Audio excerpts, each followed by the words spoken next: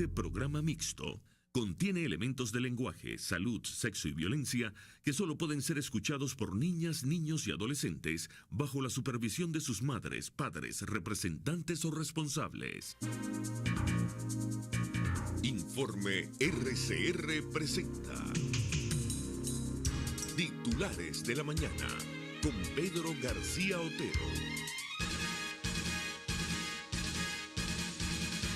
Gente trabajadora, gente madrugadora de Venezuela, feliz día, 6:31 minutos de la mañana. Bienvenidos a los titulares de RCR 750M. Reciban el saludo de Jaime Nestares en la dirección general de la estación, Javier Pereira Díaz en la gerencia de información y opinión, de Claudia Camperos en la gerencia de producción, de Armando Monroy, Marilia García, Leonel Espinosa y Madame Yerlin Prada en la producción, de Jackson Vargas en la coordinación de información, de Pablito Rondón en los controles y de quien les habla, Pedro García Otero, @Pedro García en la red social Twitter. Todos juntos, ustedes y nosotros, @PrensaRCR, @RCR750, porque lo bueno une. 2 de mayo de 2015, ya se fueron, de 2015, oigan ustedes, de 2016, ya se fueron 4 meses del año. Y para este comienzo de mayo, las lluvias continuarán en todo el territorio nacional. El pronóstico del INAME a esta hora nos dice que hay una vaguada en los niveles altos de la troposfera y actividad de la zona de convergencia intertropical que continúan favoreciendo la formación de nubosidad sobre el país, la cual originará precipitaciones dispersas. Nuevamente tenemos media hora más también en el uso horario. Ahora tenemos el mismo uso horario que Chile, que Bolivia, que la costa este de los Estados Unidos, con lo cual pues es mucho más sencilla la cuenta de la diferencia horaria, y además está amaneciendo a las 6 como amaneció siempre y no a las 5:30 como desde 2008, cuando Hugo Chávez un buen domingo decidió que lo ideal era que nosotros tuviéramos el uso horario de menos 4:30 horas con respecto al meridiano de Greenwich. Bueno, comenzamos a leerles informaciones. Hay muchas informaciones, todas destacadas por la prensa nacional, pero esta no está destacada y yo se las quiero leer porque muestra cómo está el país. Nos la trae Caraota Digital y dice lo siguiente: por hambre detuvieron a 6 militares por robarse unos chivos. Una comisión de Poli Lara habría detenido este domingo a 6 efectivos del ejército venezolano en una camioneta sin placas. En el interior del vehículo, los efectivos llevaban a 6 chivos muertos que habían hurtado del caserío El Oro, en la parroquia Altagracia del estado Lara. Al ser interrogados cuando transitaban por la calle Lídice, los funcionarios confesaron que robaron esos animales porque no tenían nada que comer en el interior del fuerte Manaure. Los militares se encuentran detenidos en el destacamento policial de Carola. Y ustedes me dirán si esta noticia no dice más que 1000 titulares que yo les pueda leer. En mis tiempos mozos, cuando uno le tenía miedo a la recluta, le decían a la gente de pocos recursos que quien tuviera hambre que se fuera al ejército, porque soldado con hambre no rendía. Bueno, los soldados de hoy tienen que robar chivos para poder comer, porque no tienen con qué comer, o al menos en el estado Lara tienen que robar chivos para poder comer porque no tienen con qué comer. Les leo un titular de tal cual: Maduro aumenta salario mínimo y el cesta ticket llega casi a 20.000 bolívares. El nuevo aumento deja una brecha de más de 3.000 bolívares entre el ingreso base del trabajador y los cesta ticket. Con todo esto, el ingreso integral se ubicará en 33.636. El presidente Nicolás Maduro ordenó un nuevo aumento de salario mínimo y cesta ticket para conmemorar el Día del Trabajador, que se celebra el domingo 1 de mayo. Decreté un aumento del salario mínimo, pensiones y de nuestros hermanos militares, muy importante para que no tengan que robar chivos, a partir del 1 de mayo, aseguró el presidente, quien además ordenó elevar la base de cálculo para los cesta tickets o bono de alimentación de 2,5 unidades tributarias a 3,5 unidades tributarias. El acumulado de aumento asciende a 105% este año. Hay que recordar que la inflación medida por el CENDAS, el Centro de Estudio y Análisis Social de los Trabajadores del Ministerio de Educación, en el último año asciende a 480,6%, así que el aumento de 105% todavía deja una brecha de 380% entre el poder adquisitivo y el salario en el último año. El Nacional nos trae como principal titular de su edición impresa el siguiente: aumento de 115,77 por día no alcanza ni para una canilla. El incremento de 30% del salario mínimo decretado por el gobierno se queda corto ante la inflación. Con el nuevo sueldo, un trabajador deberá reunir al menos 13,5 mensualidades para cubrir la canasta alimentaria calculada por el Sendas en 203.943,95 bolívares. El Nacional adentro en sus páginas interiores y en la web dice lo siguiente: aumento de 115 diarios, oído, alcanza para un huevo.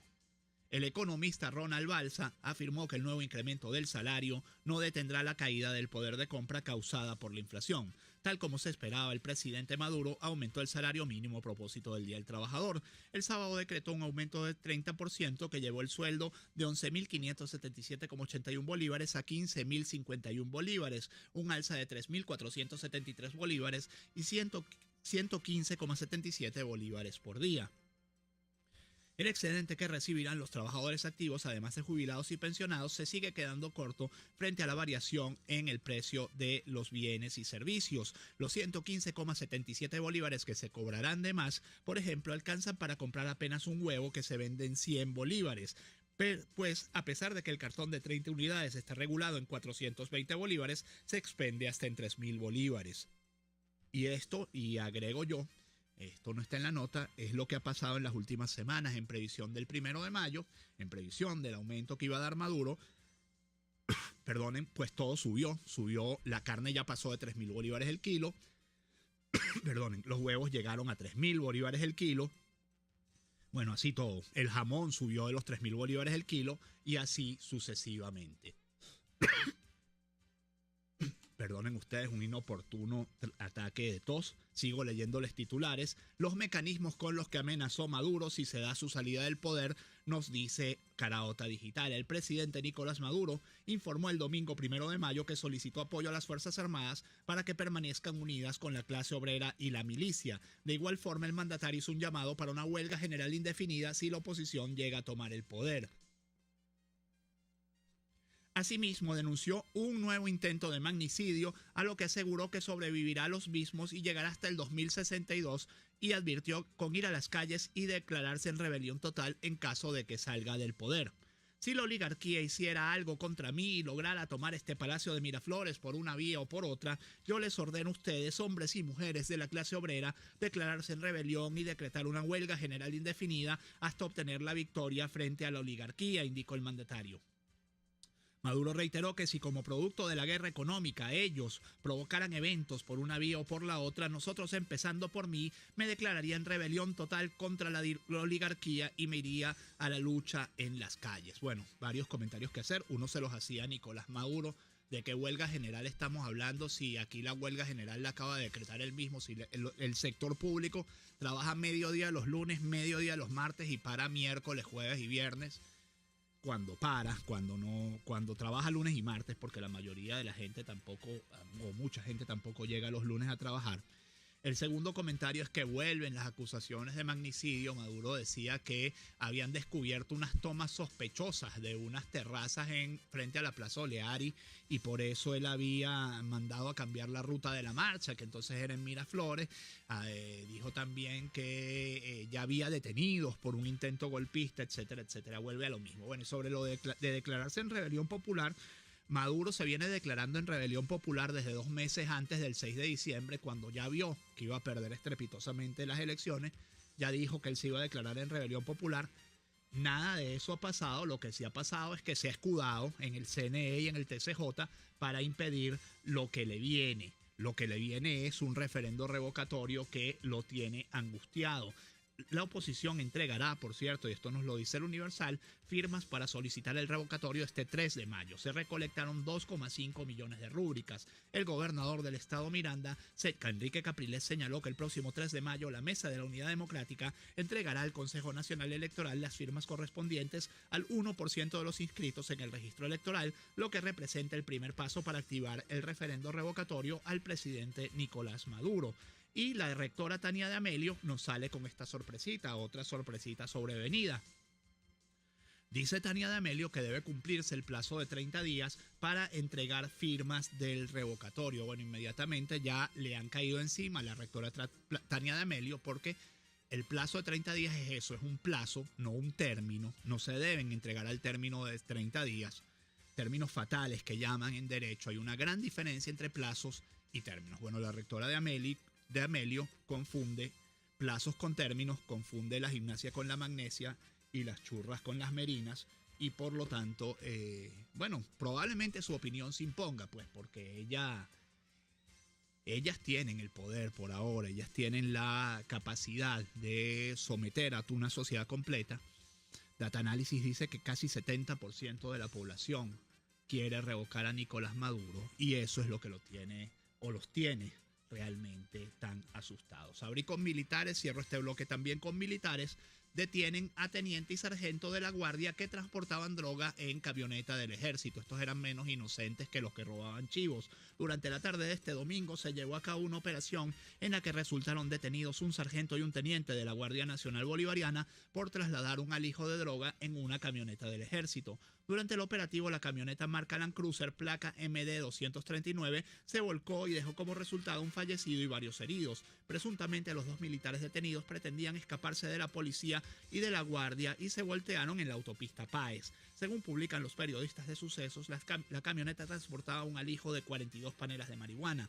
El teniente detenido fue identificado como Juan Crispín y el sargento técnico es John Cuadros. Juan Crispín, ascendido hace 2 años a teniente desde el cargo de tropa profesional por el presidente Nicolás Maduro. Segundo comentario, al parecer trabajaban en el Procemil de la cárcel de Santa Ana del Táchira. El Procemil es el centro de procesados militares o la cárcel militar anexa a la cárcel de Santa Ana en el estado Táchira. ¿A quién le estaban haciendo la encomienda? Bueno, eso sería lo interesante de averiguar. Algunas notificaciones, algunos mensajes de ustedes en la red social Twitter.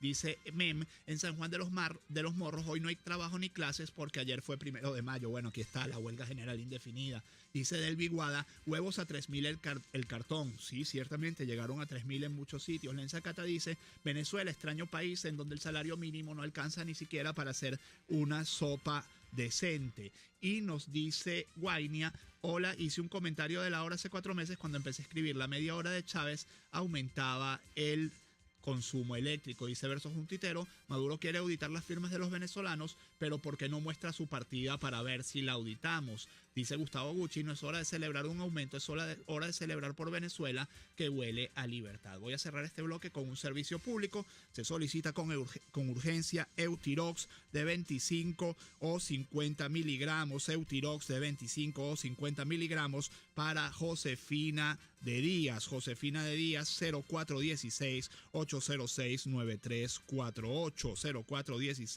0416-806-9348. Eutirox de 25 o 50 miligramos. Vamos a la pausa. Usted escucha Titulares de la Mañana con Pedro García Otero. Solo por RCR 750 AM.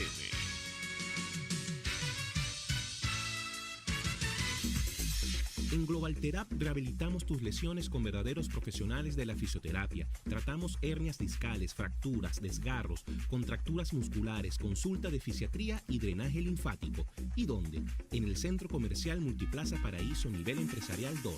Teléfono 0212-461-9087. Ah, también atendemos tu posoperatorio. Global Therap y despídete del dolor.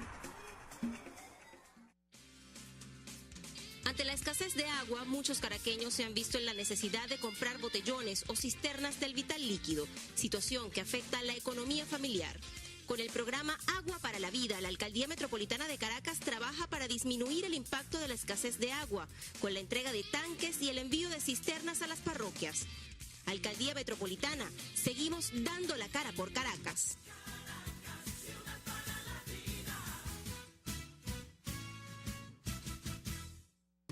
Cuando se busca frescura y calidad en frutas y verduras, en Central Madeirense las encontrarás. Por eso, cada día ofrecemos lo mejor de nosotros a ustedes, nuestros clientes. Visita cualquiera de nuestras sucursales. Te esperamos en Central Madeirense.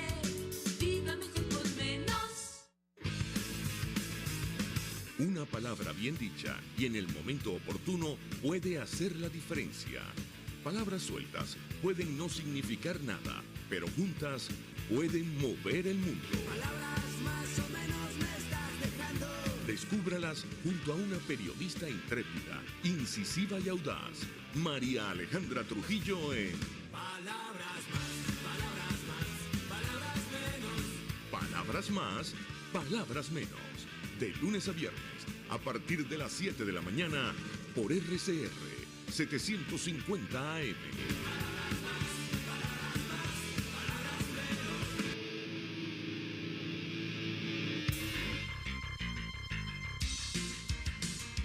Estás escuchando Titulares de la Mañana con Pedro García Otero, solo por RCR 750 AM. 6:46 tenemos en la línea telefónica a Enrique Sánchez Falcón, abogado constitucionalista, profesor de la Universidad Central de Venezuela, UCB. Con él queríamos conversar sobre unas declaraciones del presidente Nicolás Maduro el viernes. El presidente Nicolás Maduro el viernes, ante el decreto de la Asamblea, ante la orden de la Asamblea de destitución, el voto de censura contra el ministro Rodolfo Marco Torres, dijo que al ministro no lo mueve nadie y dijo que él está preparando un decreto especial de emergencia para declarar nulas todas las actuaciones de la Asamblea Nacional. Palabras más, palabras menos, que bajo el decreto de emergencia económica la Asamblea Nacional no puede remover a los ministros del área económica y le dice que acate la sentencia del Tribunal Supremo de Justicia. Bueno, doctor Sánchez Falcón, más allá de que la Constitución es bien explícita sobre la potestad de la Asamblea Nacional de decretar o de declarar votos de censura contra los ministros, ¿qué puede hacer la Asamblea para defenderse cuando todas sus actuaciones están quedando írritas o nulas?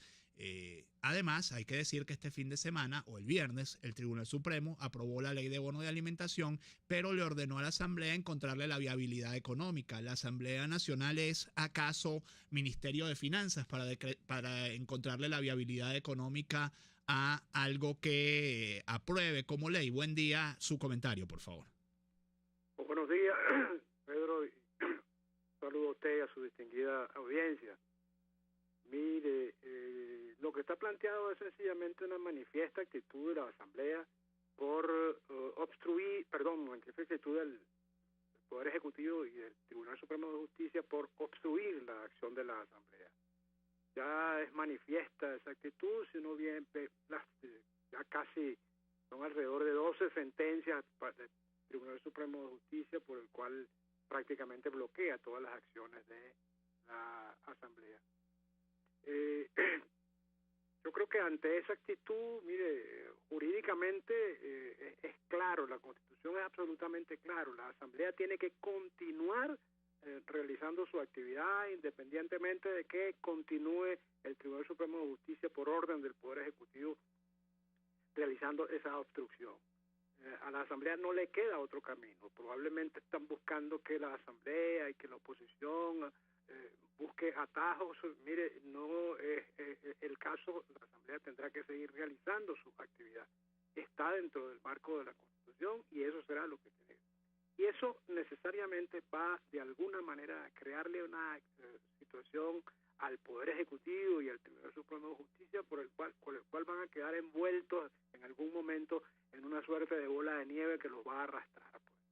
Ya esa última decisión a la cual usted se refirió, es decir, esa decisión en la cual aprueban conceptualmente la constitucionalización de la ley del bono de alimentación para los pensionados, pero inconstitucional el que se promulgue sin que se obtenga la viabilidad económica, es una suerte de decisión un poco que uno no logra entenderla bien cuando la lee, porque pareciera que en algún momento estuvieron decidiendo declarar totalmente la inconstitucionalidad al punto de que hasta en algún párrafo de la sentencia logran calificar a la ley del bono de la alimentación como una ley dolosa. Pues, ¿no? En consecuencia, si una ley es dolosa, ¿cómo es que la consideran conceptualmente constitucional?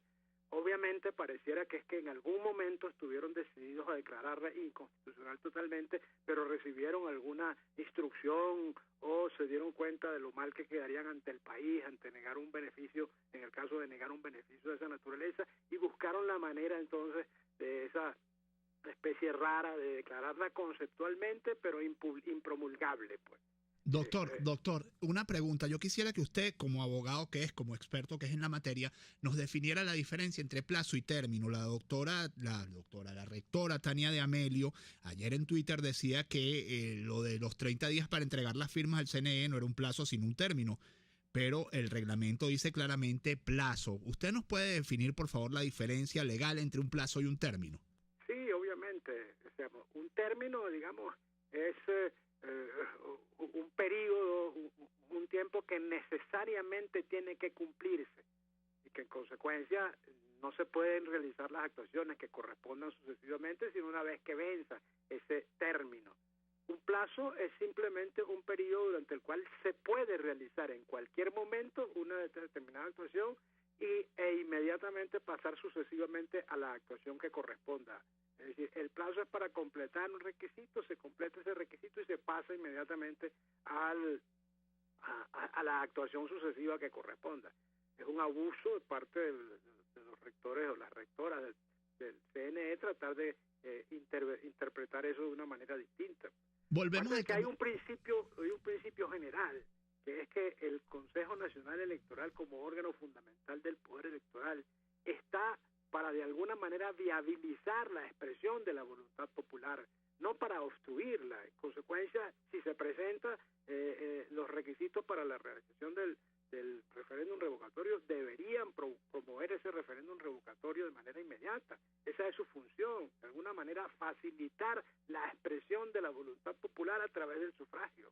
Volvemos, doctor Sánchez Falcón, al tema del TCJ y la Asamblea Nacional. ¿Hay alguna experiencia internacional en la cual un Tribunal Supremo de Justicia falle indefectiblemente y siempre en favor de los intereses del gobierno?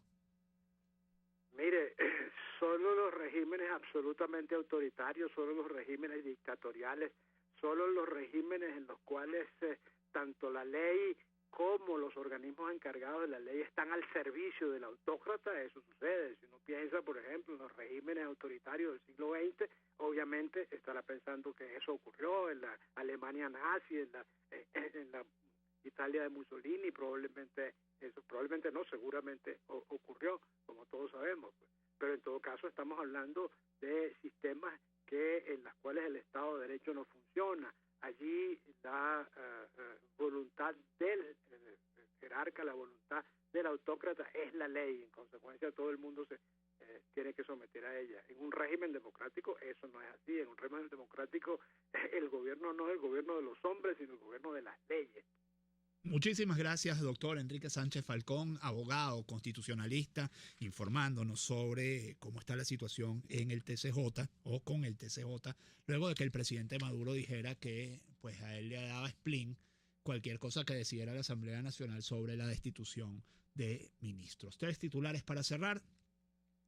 De sucesos los 3, nos dice el Nacional que hallaron 2 cadáveres con un letrero que dice no debo robar al Consejo Comunal. Esto fue en Guarena. Se desconocían al momento de escribir la nota las identidades de los fallecidos ni se ha informado cómo murieron. De Runrunes lo identificaron como policía y lo mataron delante de su familia. Esto fue en la calle 18 de Los Jardines del Valle, en el municipio Libertador. El fallecido era el oficial Joel Efraín Montañez Gómez, de 32 años, a quien le dispararon en múltiples ocasiones. Sobre esto seguramente no se va a pronunciar Jorge Rodríguez, el alcalde ausente del municipio Libertador. Y otro del Nacional: murió hermano del Picure en enfrentamiento con funcionarios. El occiso se llamaba Junior Tobar y era conocido como el Junior. Tenía 30 años de edad. Vivía en el sector Concha de Mango, municipio Mellado. En el lugar del enfrentamiento, GNB y Poliguárico colectaron armamentos y drogas. Sostuvo un enfrentamiento con funcionarios de la Policía de Guárico y la Guardia Nacional Bolivariana. 6:55, esto es todo en los titulares de la mañana. Que este día, comienzo de mayo, 2 de mayo, sea todo lo que ustedes esperen.